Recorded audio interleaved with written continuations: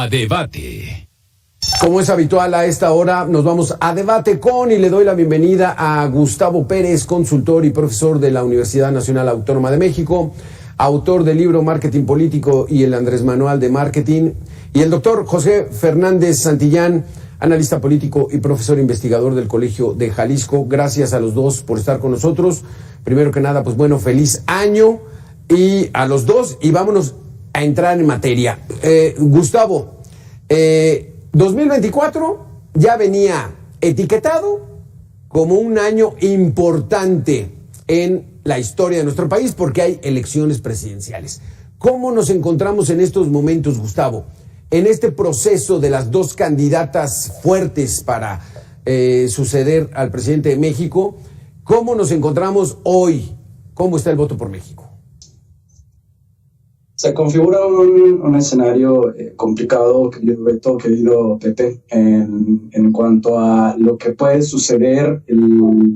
Yo me estaba preguntándome, ¿no? ¿Qué tipo de elección se me figuraba más en años pasados? Y decía, pues no se parece, por ejemplo, a lo que sucedió cuando llega Fox, no se parece a lo que sucedió cuando se tiene un gobierno de continuidad. En el caso de Felipe Calderón, no se parece tampoco cuando llega Peña Nieto ni cuando llega AMLO. Y yo dije, creo que este es un escenario que se me figura más a lo que sucede cuando de la Madrid opta por Salinas y utiliza el Estado justamente para respaldar esa candidatura. Entonces tuve que remontarme muchos años atrás porque no había visto este tipo de condiciones.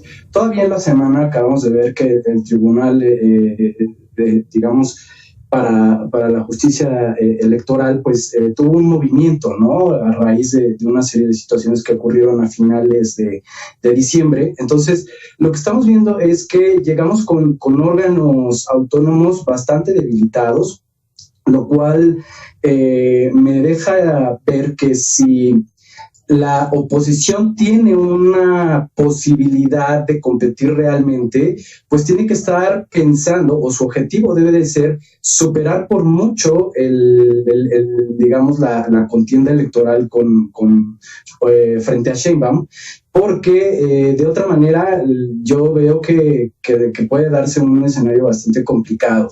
Digamos eso para empezar y también porque me causa mucha expectativa saber lo que piensa el doctor José.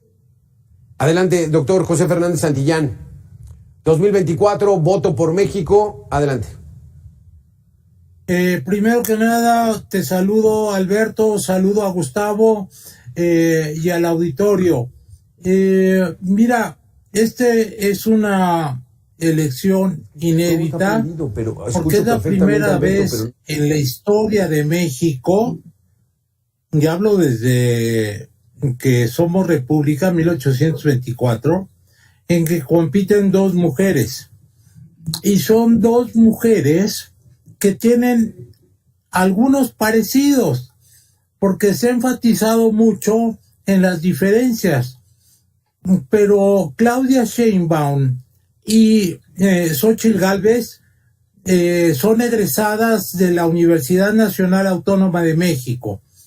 Tienen estudios superiores, no solamente de licenciatura, sino Sheinbaum tiene un doctorado y Xóchitl tiene especialización en ingeniería de computación y construye edificios inteligentes. Entonces, se trata de dos mujeres con mucha preparación. Además, otra cosa que las caracteriza es que las dos vienen de ser delegadas o alcaldesas de la Ciudad de México. Xóchitl de Miguel Hidalgo y Claudia Sheinbaum de Tlalpan. Entonces, la Ciudad de México ha proyectado políticamente a las últimas figuras presidenciales. El mismo Andrés Manuel López Obrador fue jefe de gobierno y Claudia Sheinbaum, como todos sabemos, también fue jefa de gobierno y dejó, como lo dijo Gustavo, o lo dijiste tú, a Martí Batres. La otra cuestión es que llegamos con un padrón electoral muy abultado. Van a votar o tienen el derecho de votar 97 millones, casi 98 millones de mexicanos. Y tenemos una población de 126 millones de personas. Entonces va a ser un esfuerzo administrativo, logístico de enorme relevancia. La otra cuestión que quiero destacar es que si bien no va a estar en las boletas el personaje que tiene mucho peso en estas elecciones es Andrés Manuel López Obrador. ¿Por qué? Porque ya lo decía Gustavo, así como Miguel de la Madrid intervino y echó a andar todo el aparato de Estado para apoyar a Carlos Salinas de Gortari, así ahorita mismo estamos viendo cómo se está fraguando una elección de Estado. O sea, la competencia no es equitativa como lo marca la ley. Sí, aquí ese va a ser un tema interesante. Vamos a hacer una pequeña pausa de 2 minutos, regresamos con esto. 2024, Voto por México, se va a caracterizar por ese regreso a la época de la elección de Estado. Regresamos en 2 minutos.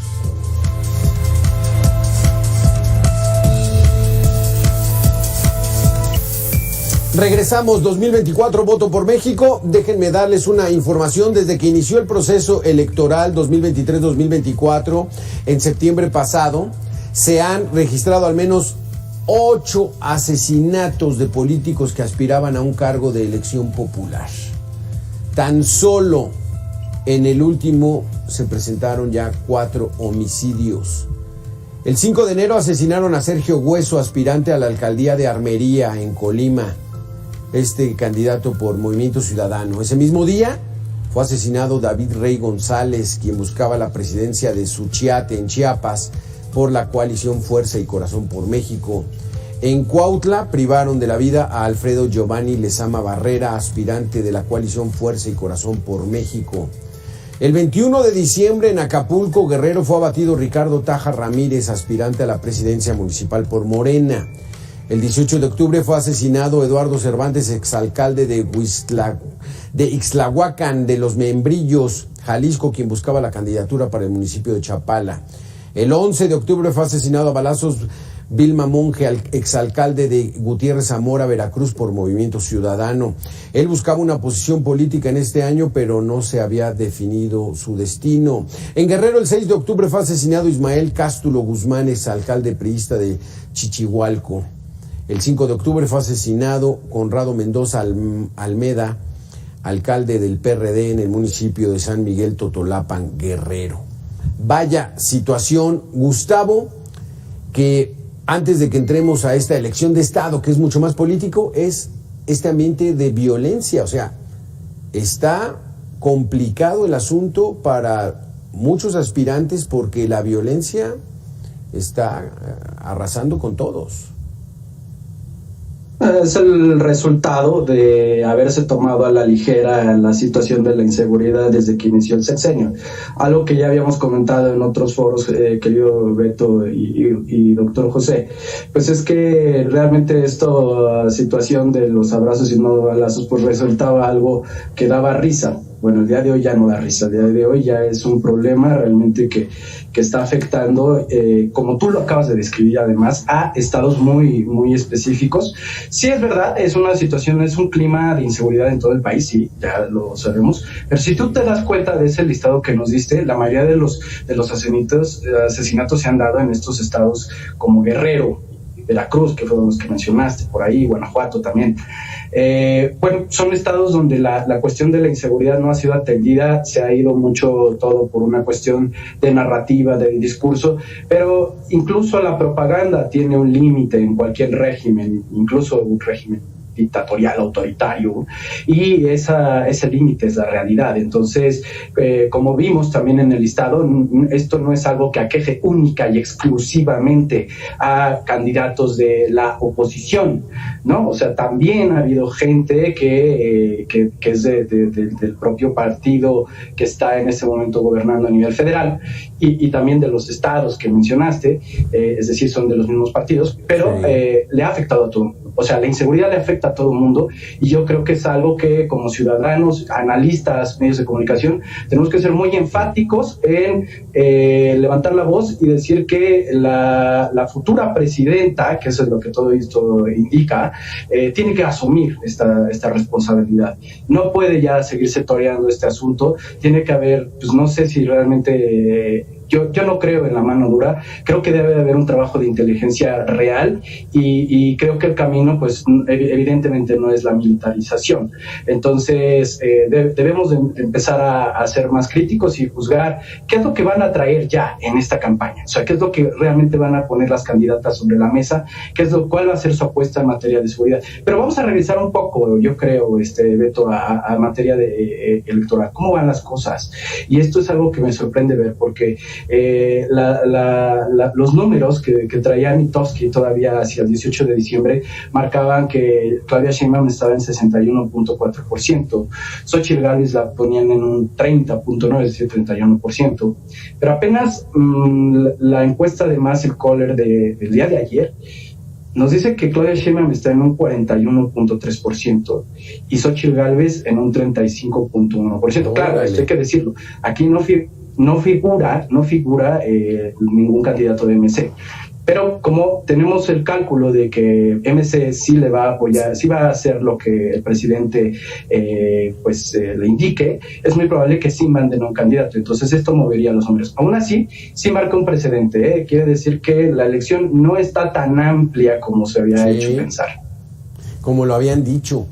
Aquí está interesante. Quisiera yo detenerme todavía, doctor José Fernández Santillán, en 1994, hace exactamente 30 años. Un evento que conmocionó a nivel nacional, internacional, el asesinato de un candidato presidencial. El candidato del PRI era el próximo presidente, sin duda alguna. Y entonces, ¿cómo nos encontramos en esta situación? Ojalá no en esas mismas circunstancias, pero vamos a una pequeña pausa, doctor José Fernández, y regresamos con tu respuesta. Gustavo, volvemos. Descubre.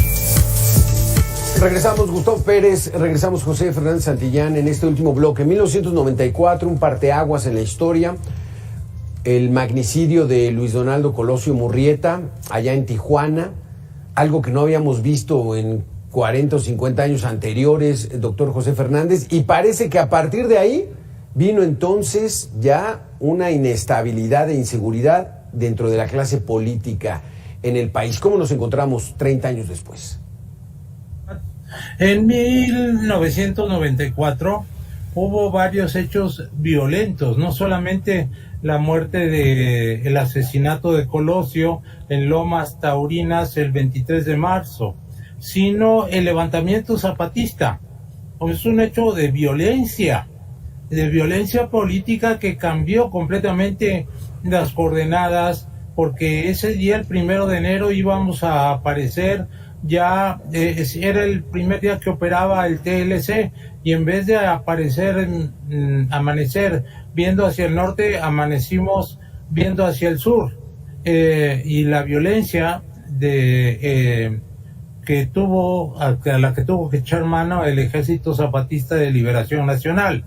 Ese fue el primer desequilibrante. Luego el segundo, sin lugar a dudas, lo que mencionas, Alberto, el asesinato de Luis Donaldo Colosio, precandidato o candidato a la presidencia de la República por el Partido Revolucionario Institucional.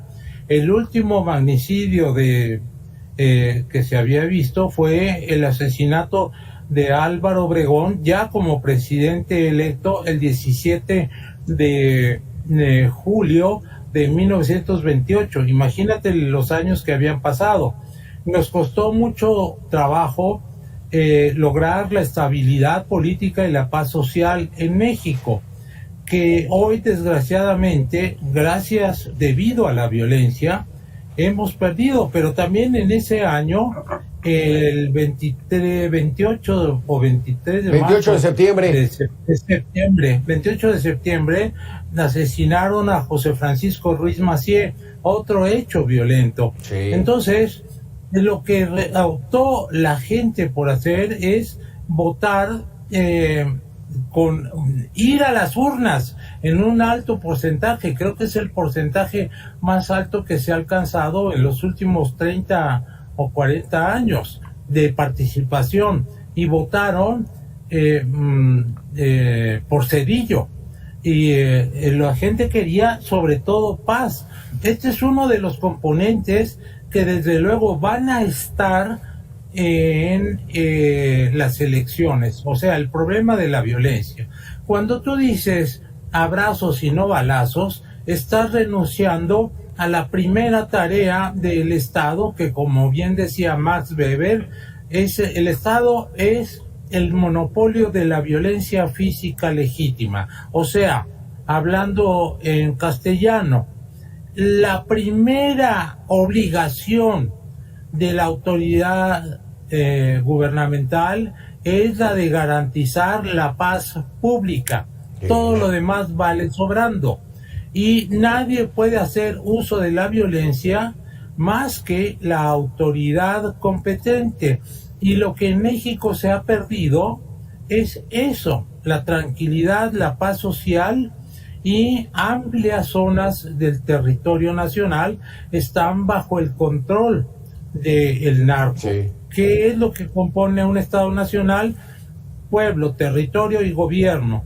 Esos pueblos, esa gente, esos ciudadanos están ya bajo el dominio del narco, no bajo el dominio gubernamental, y están pagando impuestos al narco, no a las arcas nacionales. Territorio, allí están dominando territorios, y gobierno, hay un desgobierno.